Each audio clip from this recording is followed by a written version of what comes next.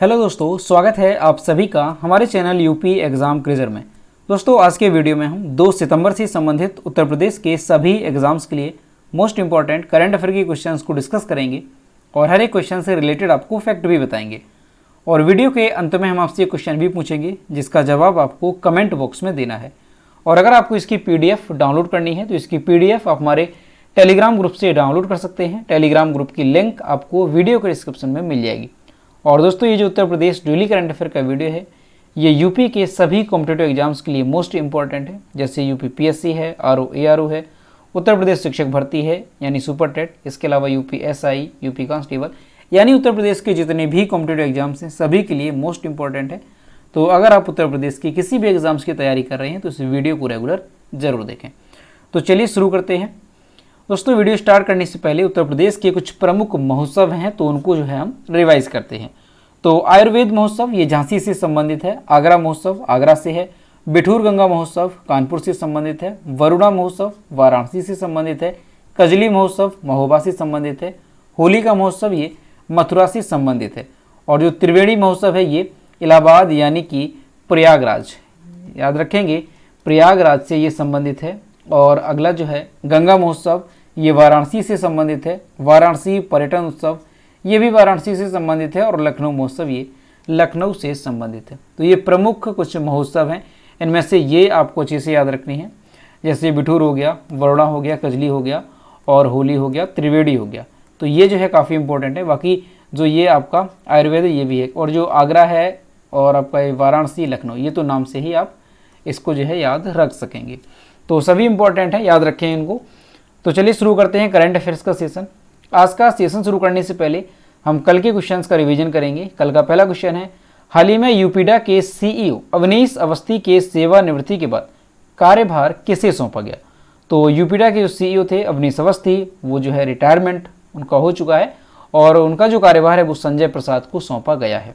अगला क्वेश्चन है, किस संस्थान के शोधकर्ताओं ने पित्ताशय के कैंसर के लिए जिम्मेदार म्यूटेशन की पहचान की है। तो BHU के शोधकर्ताओं ने। अगला क्वेश्चन है, 67वें फिल्म फेयर पुरस्कारों में सर्वश्रेष्ठ अभिनेता के पुरस्कार से किसे सम्मानित किया गया। तो रणवीर सिंह को जो है सम्मानित किया गया है, और किस फिल्म के लिए, तो ध्यान रखेंगे फिल्म 83 के लिए। दोस्तों, उत्तर प्रदेश करंट अफेयर की लास्ट 1 ईयर की यानी साल 2021 की अगर आपको PDF ई बुक डाउनलोड करनी है तो इसकी लिंक आपको वीडियो के डिस्क्रिप्शन में मिल जाएगी, वहाँ से आप इसकी PDF ई बुक डाउनलोड कर सकते हैं। इसके साथ ही अगर आपको उत्तर प्रदेश करंट अफेयर की लास्ट 6 मंथ की PDF ई बुक डाउनलोड करनी है तो इसकी लिंक भी आपको वीडियो के डिस्क्रिप्शन में मिल जाएगी, तो वहाँ से आप ये दोनों PDF ई बुक डाउनलोड कर सकते हैं। और दोस्तों, अगर इसे डाउनलोड करने में कोई प्रॉब्लम होती है तो साइट पर आपको WhatsApp नंबर और ईमेल मिल जाएगा जिस पर आप कांटेक्ट कर सकते हैं। अगला क्वेश्चन है, दुनिया का सबसे बड़ा धार्मिक स्मारक कहाँ बनाया जा रहा है। तो दुनिया का जो सबसे बड़ा धार्मिक स्मारक है ये पश्चिम बंगाल में बन रहा है। अगला क्वेश्चन है, हाल ही में प्रख्यात अर्थशास्त्री अभिजीत सेन का निधन हो गया, ये किस आयोग के पूर्व सदस्य थे। तो ये जो है योजना आयोग के पूर्व सदस्य थे। अगला क्वेश्चन है, हाल ही में किस राज्य सरकार ने मुख्यमंत्री उदीयमान खिलाड़ी उन्नयन योजना शुरू की है। तो उत्तराखंड ने। अगला है, राजीव गांधी ग्रामीण ओलंपिक खेलों का उद्घाटन किस भारतीय राज्य ने किया है। तो ये राजस्थान ने किया है। अगला क्वेश्चन है, हरियाणा में किस राजनीतिक पार्टी ने एक बूथ एक सखी मुहिम शुरू करने का फैसला किया। तो जजपा ने। अगला क्वेश्चन है, प्रमुख पर्यटन स्थलों पर गवरी नृत्य का आयोजन सितंबर से होगा, ये जो नृत्य है ये किस राज्य में होता है। तो जो गवरी नृत्य है ये राजस्थान से संबंधित है, ऑप्शन नंबर B इसका करेक्ट होगा। तो दोस्तों, ये थे कल के क्वेश्चंस जिसका हमने रिवीजन किया। अब हम शुरू करते हैं आज का सेशन। आज का पहला क्वेश्चन है, उत्तर प्रदेश सरकार ने कम समय में जनता की शिकायत को दूर करने के लिए कौन सा पोर्टल लॉन्च किया। तो अभी जो है उत्तर प्रदेश सरकार ने E-कंप्लेंट पोर्टल लॉन्च किया है, ऑप्शन नंबर B इसका करेक्ट होगा। दोस्तों, हाल ही में उत्तर प्रदेश के जो मुख्यमंत्री हैं उप मुख्यमंत्री केशव प्रसाद मौर्य, इन्होंने कालिदास मार्ग अपने सरकारी आवास पर E-कंप्लेंट पोर्टल लॉन्च किया। इसके साथ ही उन्होंने एक वेबसाइट भी लॉन्च की है। कौन सी वेबसाइट है, तो complaint.keshavprasadmaurya.com ये जो है वेबसाइट लॉन्च की गई है। दोस्तों, ये जो वेबसाइट लॉन्च की गई है इसका उद्देश्य क्या है, तो इसका उद्देश्य ये है कि जो जनता है, जो नागरिक हैं, उनकी शिकायत को जो है जल्द से जल्द और कम से कम समय में उसको सॉल्व किया जा सके, और जो शिकायतें हैं वो ऑनलाइन जो है इसके माध्यम से दर्ज कराई जा सकती हैं। यानी कि आपको जो है किसी भी शिकायत के लिए कार्यालय में जाने की आवश्यकता नहीं होगी। आप घर बैठे जो है इस पोर्टल के माध्यम से और इस वेबसाइट के माध्यम से शिकायत दर्ज करा सकेंगे और कम समय में जनता की शिकायत को दूर करना जो है यही इस पोर्टल का उद्देश्य है। तो ध्यान रखेंगे कौन सा पोर्टल है, ई कंप्लेंट पोर्टल। वेबसाइट की अगर बात करें तो ध्यान रखेंगे आप complaint.kesavprasadmaurya.com ये वेबसाइट है। दोस्तों उत्तर प्रदेश की कुछ प्रमुख योजनाएं हैं जो साल 2021 और 22 में शुरू की गई हैं, तो उनको जो हम एक बार रिवाइज करेंगे। तो एक जुलाई खेल योजना हमारी यूपी से संबंधित है। दस्तक अभियान और संभव पोर्टल ये भी हमारे उत्तर प्रदेश से संबंधित है। डॉक्टर से सुनिए पहल ये भी हमारे उत्तर प्रदेश से संबंधित है। और दोस्तों जैसे एक जुलाई खेल योजना है, नाम से ही पता है और आप लोग जानते भी हैं कि हर एक जिले से खेल को जो है चुना गया है और उसे प्रोत्साहित किया जाता है।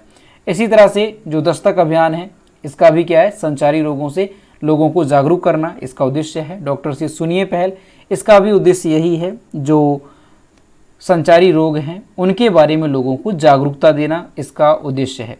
ई पेंशन पोर्टल की सुविधा देने वाला पहला राज्य कौन सा है, तो ये हमारा उत्तर प्रदेश है।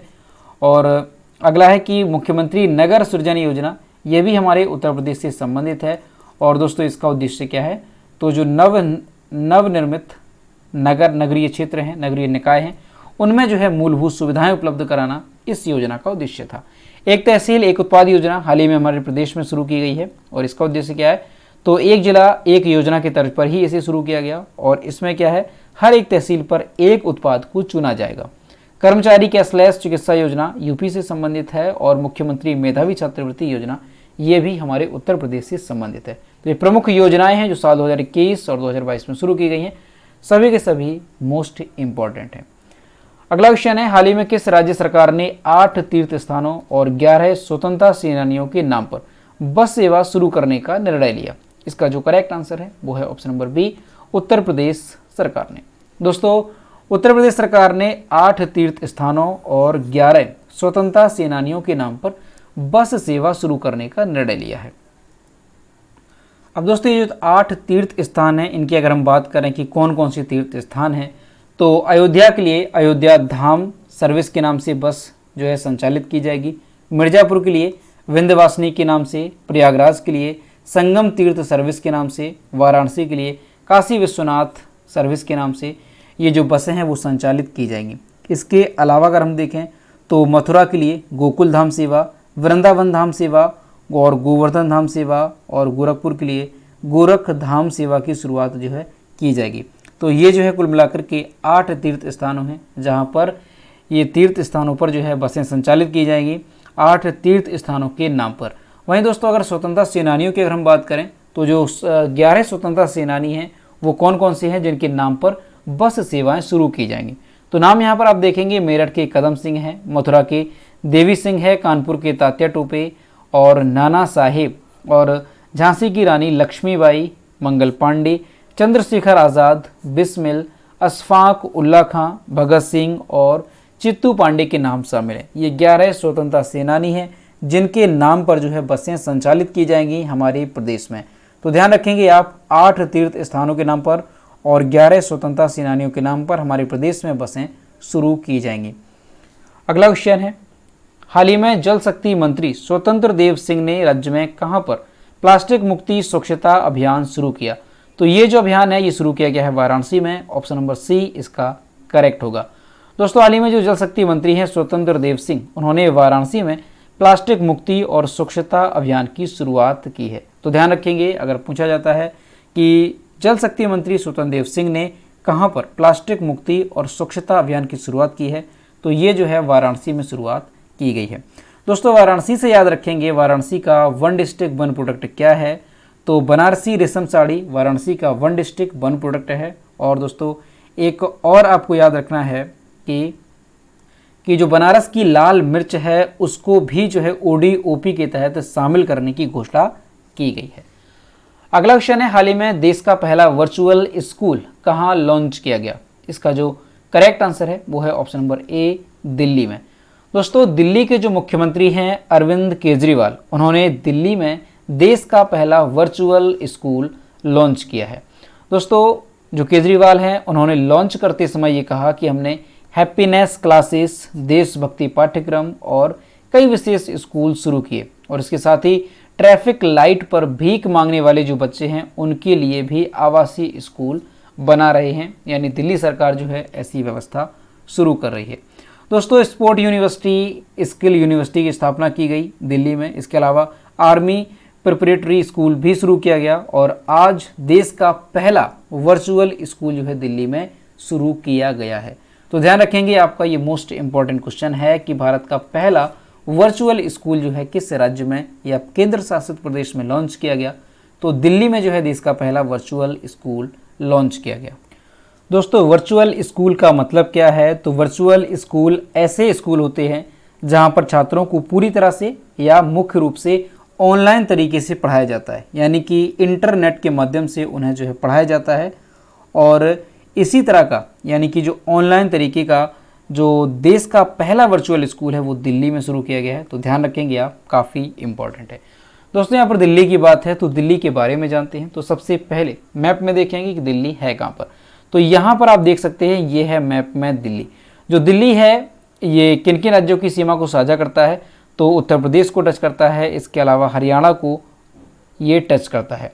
दिल्ली की अगर हम बात करें कि दिल्ली की कैपिटल क्या है, तो नई दिल्ली दिल्ली की कैपिटल है। अरविंद केजरीवाल यहाँ के चीफ मिनिस्टर और यहाँ के जो लेफ्टिनेंट गवर्नर हैं वो हैं विनय कुमार सक्सेना। और दिल्ली में लोकसभा सीटों की संख्या कितनी है तो वो भी ध्यान रखेंगे आप। 7 यहाँ पर लोकसभा सीटों की संख्या है और 3 यहाँ पर राज्यसभा सीटों की संख्या है। अगला क्वेश्चन है, दुनिया का सबसे बड़ा और भारत का पहला कार्बन फाइबर प्लांट किस कंपनी ने बनाने की घोषणा की है? तो दुनिया का सबसे बड़ा और भारत का पहला कार्बन फाइबर प्लांट जो है ये बनाएगी कौन सी कंपनी? तो Reliance Industries. Option number C इसका करेक्ट होगा। दोस्तों, रिलायंस इंडस्ट्रीज की जो चेयरमैन है मुकेश अंबानी, उन्होंने ये घोषणा की है कि भारत का पहला और दुनिया का सबसे बड़ा कार्बन फाइबर प्लांट जो है वो बनाया जाएगा। कहाँ पर बनाया जाएगा? तो ध्यान रखेंगे आप, गुजरात के हजीरा में ये प्लांट बनाया जाएगा। दोस्तों, ये जो प्लांट है इसका पहला चरण 2025 में पूरा हो जाएगा और रिलायंस ने ठोस कार्रवाई के एक सेट के साथ 2035 तक शुद्ध कार्बन शून्य बनाने की अपनी यात्रा शुरू की है। ये लक्ष्य रखा गया है कि 2035 तक शुद्ध कार्बन शून्य जो है बनाया जाए। तो याद रखेंगे, क्वेश्चन आपका मोस्ट इंपॉर्टेंट रहेगा कि दुनिया का सबसे बड़ा और भारत का पहला जो कार्बन फाइबर प्लांट है वो कौन सी कंपनी बनाएगी? तो रिलायंस इंडस्ट्रीज। कहाँ पर ये स्थापित किया जाएगा? तो गुजरात में ये स्थापित किया जाएगा। अगला क्वेश्चन है, देश में कितने रेलवे स्टेशनों पर हवा से पानी बनाने की मशीनें लगाई जाएंगी? इसका जो करेक्ट आंसर है वो है ऑप्शन नंबर बी, 6 रेलवे स्टेशनों पर। दोस्तों, हवा से पानी उत्पन्न करने की तकनीकी के द्वारा जो है अब मध्य रेलवे की मुंबई डिवीजन के 6 रेलवे स्टेशन पर पीने का पानी उपलब्ध कराया जाएगा। इस तकनीकी को संयुक्त राष्ट्र की ओर से भी मान्यता मिल चुकी है। बात अगर हम करें कि कौन कौन से रेलवे स्टेशन हैं जहां पर ये व्यवस्था शुरू की जाएगी, तो मुंबई स्थित छत्रपति शिवाजी महाराज टर्मिनस और दादर में 5, ठाणे में 4, कुर्ला, घाटकोपर और विक्रोली में एक वाटर कियोस्क लगाया जाएगा। तो ये 6 आपके रेलवे स्टेशन हैं जहां पर ये जो है आपके वाटर कियोस्क लगाए जाएंगे। दोस्तों, ये जो आपकी मशीनें होंगी किस नाम से इनको जाना जाएगा? तो मेघदूत के नाम से इनको जाना जाएगा। ये एक वायुमंडलीय जल जनरेटर है जो जल वाष्प को ताज़े और स्वच्छ पेयजल में बदलने के लिए नवीन तकनीकी का उपयोग करता है। तो ध्यान रखेंगे यहाँ से कि अभी जो है कितने रेलवे स्टेशन पर ये तकनीकी जो है वो शुरू की जाएगी, यानी कि वाटर कियोस्क जो लगाए जाएंगे। तो 6 रेलवे स्टेशन और नाम यहाँ पर आपने देखिए कौन कौन से रेलवे स्टेशन हैं। नाम भी ध्यान रखेंगे इसका, मेघदूत। अगला क्वेश्चन है, हाल ही में किस पुलिस ने नागरिक सेवाओं के लिए जेके कॉप नामक मोबाइल ऐप लॉन्च किया? इसका जो करेक्ट आंसर है वो है option number A, Jammu Kashmir police ने। दोस्तों, जम्मू कश्मीर पुलिस ने नागरिक केंद्रित सेवाओं के लिए एक एप्लीकेशन लॉन्च किया है और ये जो एप्लीकेशन है इसे डाउनलोड करना भी आसान है, क्योंकि ये जो एप्लीकेशन है इसे आप गूगल प्ले स्टोर और कहाँ से डाउनलोड कर सकेंगे, और जो है एप्पल स्टोर से आप इसे डाउनलोड कर सकेंगे। नाम क्या है एप्लीकेशन का? तो जेके कॉप नामक एक ये एप्लीकेशन है। दोस्तों, ये जो एप्लीकेशन है किस लिए इसको जो है लॉन्च किया गया है, क्या इसका कार्य रहेगा? तो दोस्तों, ये जो एप्लीकेशन है ये पुलिस से संबंधित लगभग सभी मुद्दों और शिकायतों की दर्ज कराने के लिए लॉन्च किया गया है। यानी कि जैसे FIR हो गई, इसके अलावा सूचना देना, यातायात उल्लंघन की सूचना देना, आपातकालीन सहायता मांगना, यानी कि जो लोग हैं, जो जम्मू कश्मीर के लोग हैं, उनको ये सारी सेवाएं जो है इस एप्लीकेशन के माध्यम से मिलने वाली हैं। इसके अलावा कौन कौन सी हैं? राजमार्ग की स्थिति है, मामले का विवरण है, ऑनलाइन चालान का भुगतान करना, चरित्र प्रमाण पत्र प्राप्त करना, किराएदार या पीजी करना, रजिस्ट्रेशन आदि के लिए एकल समाधान खिड़की है। तो यहाँ से याद रखेंगे कि अभी जो है JK कॉप नामक एक एप्लीकेशन है जो कि जम्मू कश्मीर पुलिस ने लॉन्च किया है। उद्देश्य क्या है? तो जो वहाँ के नागरिक हैं उनको सारी सुविधाएं जो है, कौन कौन सी सुविधाएं, यानी कि पुलिस से संबंधित जो भी मामले हैं, जो भी मुद्दे हैं, तो वो सारे इस एप्लीकेशन के माध्यम से वो घर बैठे कर सकेंगे। ठीक, तो ये सारे जो यहाँ पर आपने देखा कि कौन कौन से मुद्दे हैं, जैसे FIR वगैरह, ये सब देखा आपने। तो ये सारे जो भी आपकी मामले होंगे, जो भी आपके मुद्दे होंगे, वो आप इस एप्लीकेशन के माध्यम से जो है दर्ज करा सकेंगे। तो ध्यान रखेंगे, JK कॉप नामक एप्लीकेशन जम्मू कश्मीर पुलिस ने लॉन्च किया। अब दोस्तों यहाँ पर जम्मू कश्मीर की बात है तो जम्मू कश्मीर के बारे में जानते हैं। तो यहाँ पर आप मैप में देख सकते हैं, यह है जम्मू और कश्मीर। जम्मू कश्मीर की कैपिटल क्या है? तो ध्यान रखेंगे आप, इसकी जो समर की कैपिटल है वो है श्रीनगर, और इसकी जो विंटर की कैपिटल है, यानी कि नवंबर से अप्रैल तक रहती है, वो होती है जम्मू। ठीक है, तो ध्यान रखें, दोनों कैपिटल की दो कैपिटल हैं, कौन सी? कि मई से लेकर के अक्टूबर तक आपकी रहेगी श्रीनगर। कब से कब तक? मई से लेकर के अक्टूबर तक श्रीनगर, और इसके बाद नवंबर से लेकर के अप्रैल तक जम्मू इसकी कैपिटल रहती है। जम्मू कश्मीर की चीफ मिनिस्टर सीट अभी वैकेंट है, और यहाँ के जो लेफ्टिनेंट गवर्नर हैं वो है मनोज सिन्हा। और जम्मू कश्मीर में लोकसभा सीटों की संख्या कितनी है? तो वो भी ध्यान रखेंगे आप, 5 लोकसभा सीटों की संख्या और 4 राज्यसभा सीटों की संख्या है। अगला क्वेश्चन है, छात्रों कर्मचारियों की शिकायतों के हल हेतु UGC कौन सा पोर्टल लॉन्च करेगा? इसका जो करेक्ट आंसर है वो है ऑप्शन नंबर बी, ई-समाधान नाम का। दोस्तों, जो विश्वविद्यालय अनुदान आयोग है, यानी कि UGC, इसने जो है स्टूडेंट की हर समस्या के समाधान के लिए एक सिंगल विंडो सिस्टम तैयार किया है, और एक पोर्टल जो है लॉन्च किया गया है। कौन सा पोर्टल है? तो ई-समाधान एक पोर्टल है। ये जो पोर्टल होगा, इसके माध्यम से जो स्टूडेंट हैं वो अपनी हर समस्या को जो है इस पर दर्ज करा सकेंगे। अब जैसे कौन कौन से हैं, तो इसके में एक बात और ध्यान रखेंगे कि सभी तरह के जो पुराने पोर्टल और हेल्पलाइन हैं उनको जो है मर्ज करके एक यहाँ पर एक पोर्टल बनाया गया है ई-समाधान के नाम से। तो इसी पर जो है सभी तरह की शिकायतें दर्ज की जा सकेंगी, केवल एक हेल्पलाइन को छोड़ करके। कौन सी? तो एंटी रैंकिंग हेल्पलाइन को छोड़ करके उसका अलग पोर्टल है। ठीक, तो ध्यान रखेंगे, यानी कि बाकी जो सभी तरह के पुराने पोर्टल थे उन सभी को इसी में मर्ज कर दिया गया है ई-समाधान पोर्टल में, लेकिन इसको छोड़ करके, एंटी रैंकिंग हेल्पलाइन को छोड़ करके। इस पोर्टल के जरिए, जो ई-समाधान पोर्टल है, इसके जरिए स्टूडेंट अपने एडमिशन से लेकर के स्कॉलरशिप तक जो है हर तरह की समस्याओं की शिकायत कर सकेंगे। दोस्तों, ये जो ई-समाधान पोर्टल है, इस पर जो स्टूडेंट अपनी शिकायत दर्ज करेंगे तो उन्हें जो है नियमित समय के तहत उनकी समस्या को हल किया जाएगा। यानी कि छात्र से जुड़े मुद्दे जो है अधिकतम 10 वर्किंग डेज में सॉल्व किए जाएंगे। टीचिंग और नॉन टीचिंग मसलों पर 15 दिन का टाइम लगेगा, और इसके साथ ही यूनिवर्सिटी और कॉलेज से जुड़ा अगर कोई मसला है तो उसके समाधान में 20 दिन का समय लगेगा। तो ध्यान रखेंगे आप, ई-समाधान नाम का पोर्टल जो है लॉन्च किया गया है UGC की ओर से। इसमें क्या होगा कि सभी स्टूडेंट जो है अपनी हर समस्या को यहाँ पर दर्ज करा सकेंगे। अगला क्वेश्चन है, भारत में राष्ट्रीय पोषण सप्ताह किस महीने में मनाया जाता है? तो ये जो है सितंबर में मनाया जाता है। दोस्तों, जो राष्ट्रीय पोषण सप्ताह है भारत में हर साल 1 सितंबर से लेकर के 7 सितंबर तक मनाया जाता है, ताकि जो आम जनता है उसके बीच स्वस्थ भोजन प्रथाओं और उचित पोषण के मूल्य के बारे में जागरूकता बढ़ाई जा सके। इस वर्ष राष्ट्रीय पोषण सप्ताह की थीम क्या है? तो celebrate a world of flavours. ये 2022 की जो है थीम है राष्ट्रीय पोषण सप्ताह की, और ये कब से कब तक मनाया जाएगा? तो 1 सितंबर से लेकर के 7 सितंबर तक ये मनाया जाता है। अगला क्वेश्चन है, T20 इंटरनेशनल मैचों में 3500 रन बनाने वाले पहले खिलाड़ी कौन बने? तो इसका जो करेक्ट आंसर है वो है option number D, Rohit Sharma. और यहाँ पर आप इनकी इमेज देख सकते हैं। दोस्तों, जो भारतीय क्रिकेट टीम के कप्तान हैं रोहित शर्मा, इन्होंने एक नया रिकॉर्ड अपने नाम पर बनाया, और रिकॉर्ड क्या है, तो T20 इंटरनेशनल मैच में इन्होंने 3500 रन बनाए और ऐसा कारनामा करने वाले ये पहले खिलाड़ी बन गए हैं। उन्होंने हांगकांग के खिलाफ खेलते हुए चल रहे एशिया कप 2022 के दौरान ये मुकाम हासिल किया। न्यूजीलैंड के मार्टिन गुप्टिल जिन्होंने 3497 रन बनाए हैं वो दूसरे स्थान पर पहुंच गए और विराट कोहली की बात करें तो ये तीसरे स्थान पर हैं 3343 रन के साथ।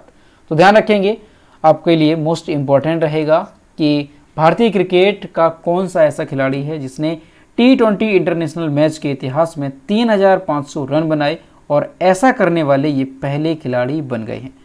तो रोहित शर्मा नाम है, नाम याद रखेंगे, काफ़ी इम्पॉर्टेंट है। तो दोस्तों ये थे 2 सितंबर से संबंधित उत्तर प्रदेश के सभी एग्जाम्स के लिए मोस्ट इंपॉर्टेंट करंट अफेयर के क्वेश्चन जो कि हमने डिस्कस किए। अब हम देखते हैं कल की वीडियो का क्वेश्चन जो हमने आपसे पूछा था। तो ये रहा कल का क्वेश्चन जो हमने आपसे पूछा था कि हाल ही में दुनिया के तीसरे सबसे अमीर व्यक्ति कौन बने। इसका जो करेक्ट आंसर था वो ऑप्शन नंबर ए था, गौतम अडानी, और लगभग सभी स्टूडेंट्स ने इसके सही जवाब किए। और मैं आपसे हर रोज़ कहता हूँ कि जो भी क्वेश्चन आपसे पूछा जाए तो सभी लोग क्वेश्चन का आंसर जरूर किया करो। तो ये रहा आज का क्वेश्चन। हाल ही में एनसीआरबी द्वारा जारी साल 2021 के आंकड़ों में हत्याओं के मामले में कौन सा राज्य शीर्ष स्थान पर है। इसका जो भी करेक्ट आंसर है वो आपको कमेंट बॉक्स में बताना है। और दोस्तों सभी लोग क्वेश्चन का आंसर जरूर किया करो। तो दोस्तों आज का वीडियो कैसा लगा? अगर वीडियो पसंद आया है तो वीडियो को लाइक करें, अपने दोस्तों के साथ शेयर करें, और अगर अभी तक हमारे चैनल पर नए हैं तो चैनल को सब्सक्राइब करना ना भूलें। साथ ही बेल आइकन को भी प्रेस करें ताकि टाइम टू टाइम नोटिफिकेशन आप तक पहुंचता रहे। तो मिलते हैं नेक्स्ट वीडियो में। Thank you.